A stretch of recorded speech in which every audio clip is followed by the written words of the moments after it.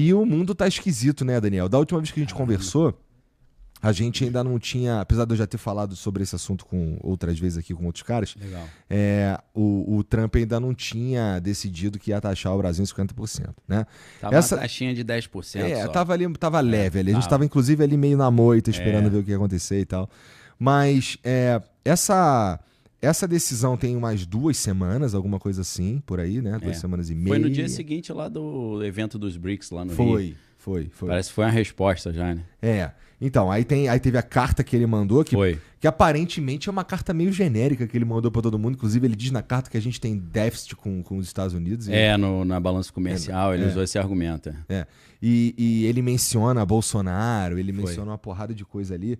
E aí, antes da gente começar aqui, cara, eu tava te perguntando se tu acha que o Eduardo Bolsonaro tem alguma coisa a ver com isso mesmo. Tá. Mas eu acho que a tese principal é retaliação pela existência dos BRICS e pelo que eles estão propondo de uma forma geral, né? Inclusive, aí tá o Lula falando de uma possível desdolarização ou fazer negócios com uma outra moeda e tal.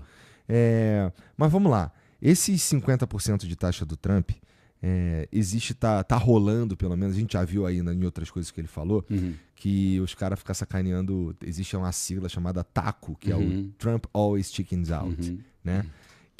Mas como é que você enxerga isso daí? Sim. Porque assim, eu te perguntei, cara, vai piorar, vai melhorar? E tu falou, cara, a Bíblia falou que vai piorar. E o que a gente vê, né? Parece que tá piorando.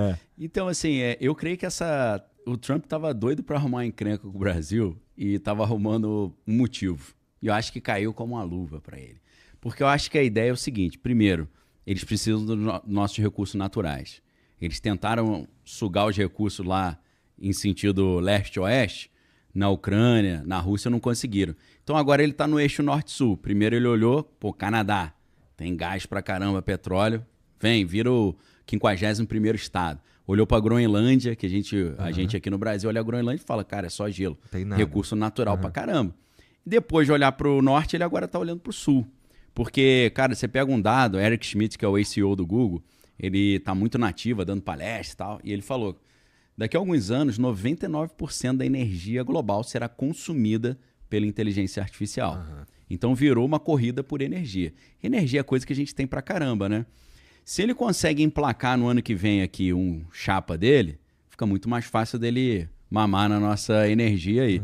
Então, eu creio que ele já estava bolando alguma coisa, talvez para gerar uma instabilidade no Brasil, para a população ou ficar insatisfeita querendo mudança, né?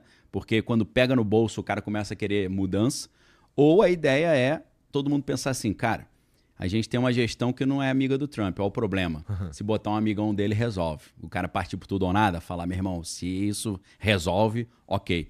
Eu tenho a impressão que faz parte de uma estratégia nesse sentido. E eu acho que quando a gente chega perto de um ano de disputa assim, por cargos de poder, tudo que acontece dentro do país tem a ver com isso. Então, às vezes, ele já está olhando para a disputa do ano que vem, que se eu não estou enganado, dia 4 de outubro.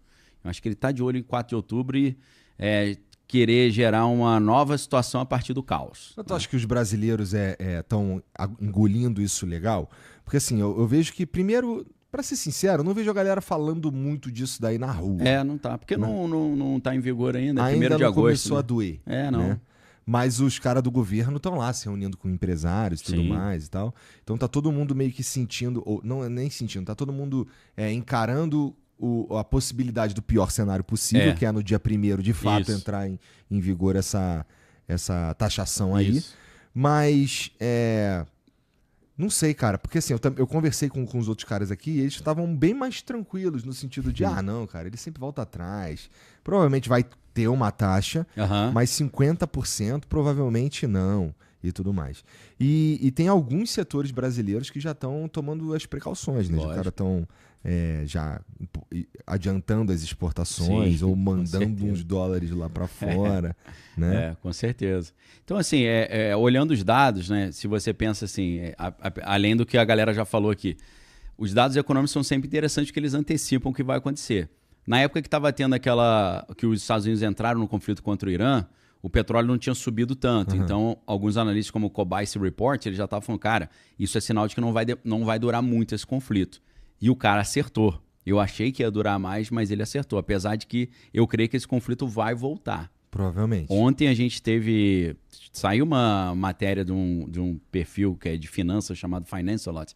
E ele falou que o Trump falou que vai voltar com a guerra no Irã. Só que eu cacei, fiquei 2 horas caçando essa notícia, não encontrei. Então, ficou como boato. Mas o grande detalhe, eu acho, aqui, é que, por enquanto, parece que não vai ter nada demais. Senão o real já tinha caído mais em relação ao dólar. O dólar teria subido mais. Eu não sei quanto é que está hoje, mas devia estar 5,45, 5,48.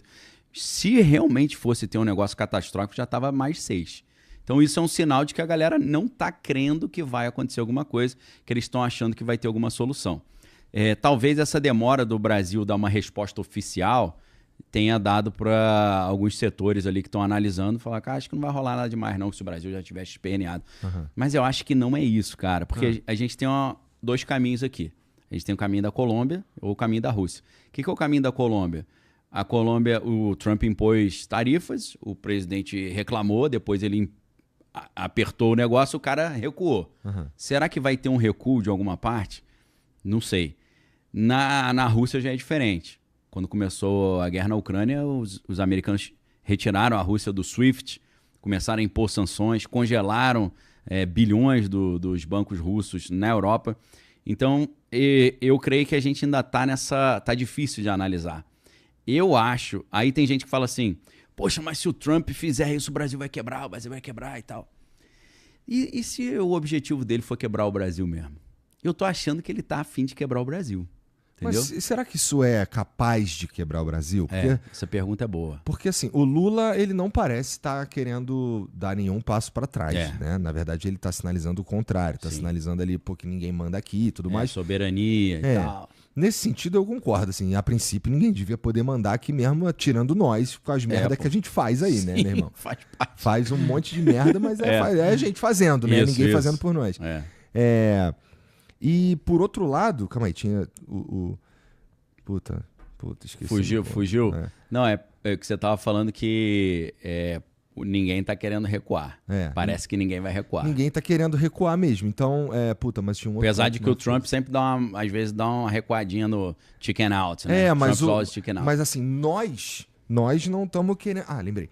Nós não estamos parecendo muito que vamos recuar, ou pelo menos assim como Estado, né? O governo. Parece que não. Parece que não. E assim, essas taxações ao Brasil, tirando... a gente está falando majoritariamente de commodity. Sim. Né? Tirando, sei lá, Embraer, que tinha uns acordos para vender uns aviões para lá. Pega pesado para eles. Mas a gente provavelmente encontrará novos mercados. Assim. A gente pode, se essa taxa se realizar, a gente pode ter ali um momento de uma galera ir para o espaço mesmo, assim, pode ter uma galera que vai quebrar, né, provavelmente. Primeiro impacto, né? Mas em algum momento a gente se reorganiza. Sim, né? Tem uma saída aí. Quebrar o Brasil... Tem uma saída. Eu não sei se ele consegue. É mais difícil. Mas, por exemplo, o cenário do Brasil quebrar... A gente tem, por exemplo, 3 cenários. Tem um cenário de risco mínimo do Brasil quebrar, um cenário de risco moderado e um cenário preocupante. No cenário preocupante, o Brasil os americanos iam insistir nessas taxas, o Brasil ia deixar de exportar para os Estados Unidos e ia exportar para os seus amigos dos BRICS, principalmente a China.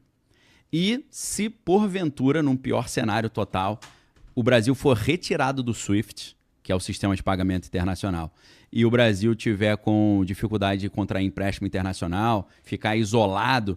Caso a OTAN e a Europa, a União Europeia, também imponham tarifas sobre o Brasil, o que não está descartado, o Mark Rutte, que é o secretário-geral da OTAN, ele falou isso na mesma época que o Trump falou. Porque o que o Trump falou um tempo atrás, antes de chegar a essa ideia da tarifa? Ele falou, olha, os 3 vilões que estão patrocinando a Rússia na guerra na Ucrânia são China, Índia e Brasil.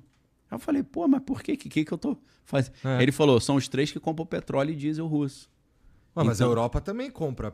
Com certeza. O problema é que o Brasil, cara, depois de 2022, quando começou a guerra na Ucrânia, ele se tornou o maior consumidor de diesel da Rússia. Então os caras estão olhando quem mais compra. A gente é um dos que mais compra. Aí o canhão virou para cima da gente. Entendi. Aí eles falaram, vocês estão financiando. Parem de mandar comprar esse material da Rússia porque vocês estão financiando a guerra. Se continuar, a gente vai botar tarifas. Aí o Senado americano, na pessoa de um cara loucaço, Lindsey Graham, ele falou, nós estamos com um projeto de 500% de tarifa em quem comprar material da Rússia. Esse é maluco. Esse é malucaço.